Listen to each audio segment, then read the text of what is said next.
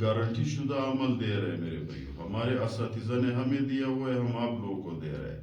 40 دن ایک عمل کرے، کم از کم اس پہ 3 سے 4 منٹ لگتے ہیں۔ مسلسل 40 دن بندہ ایک عمل کرے، اس کی زندگی میں بڑا انقلاب آئے گا۔ وہ خود لے کے دیکھے، ہمارے استاد صاحب کہتا تھا کہ 11 دن کے اندر اندر یہ بندہ محسوس کرے گا کہ میری زندگی میں انقلاب آنے والا ہے۔ لیکن اس شخص نے اس عمل کو 40 دن مسلسل کرنا ہے۔ کیوں 40 دن کیوں ضروری ہے؟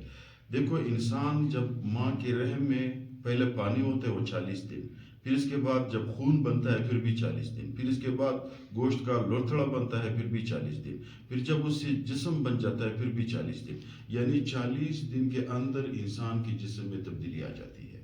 تو استاد صاحب فرماتے تھے کہ جو بھی بندہ 40 دن اس عمل کو متواتر مسلسل کر لے، 3 سے 4 منٹ اس پہ لگتے ہیں، اللہ تعالیٰ اس شخص کی زندگی میں انقلاب لائے گا۔ انقلاب کا کیا مطلب؟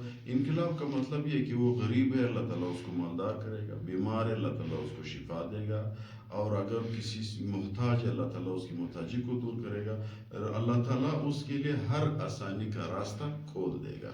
کون سے عمل ہے؟ مختصر عمل۔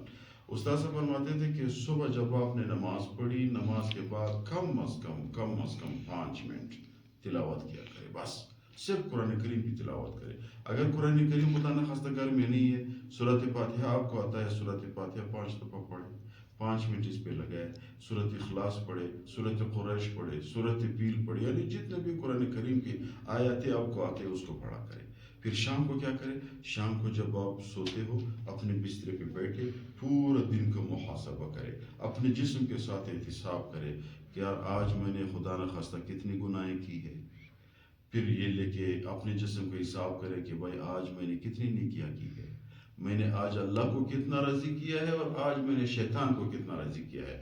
آسان سا خلاصہ ہے، یہ اپنے جسم کا احتساب کرے، بس سو جائے، صرف اس کا حساب لگا، یار میں نے اللہ کو کتنا راضی کیا ہے، شیطان کو کتنا راضی کیا ہے، بس سو جائے۔ اس بندے کی جسم میں اللہ تعالیٰ سے انقلاب لائے گا اپنے طرف سے خود بخود۔ انسان کی ایک عادت ہوتی ہے، جب اس پہ ڈر آ جائے تو انسان خود بخود سیدھا ہو جاتا ہے۔ تو اس شخص کو اس احتساب کی وجہ سے دل میں ڈر آ جاتا ہے اللہ سے۔ جب اللہ کے ساتھ ڈر آ جائے تو تعلق بن جاتا ہے اللہ سے۔ جب اللہ کے ساتھ تعلق بن جائے، مسائل کے حل اللہ کے پاس ہے۔ تو جب اللہ کے سامنے وہ اپنا مسئلہ رکھتے ہیں، جو بھی مسئلہ اس کا ہو اللہ تعالیٰ اس کو حل کر دیتے ہیں۔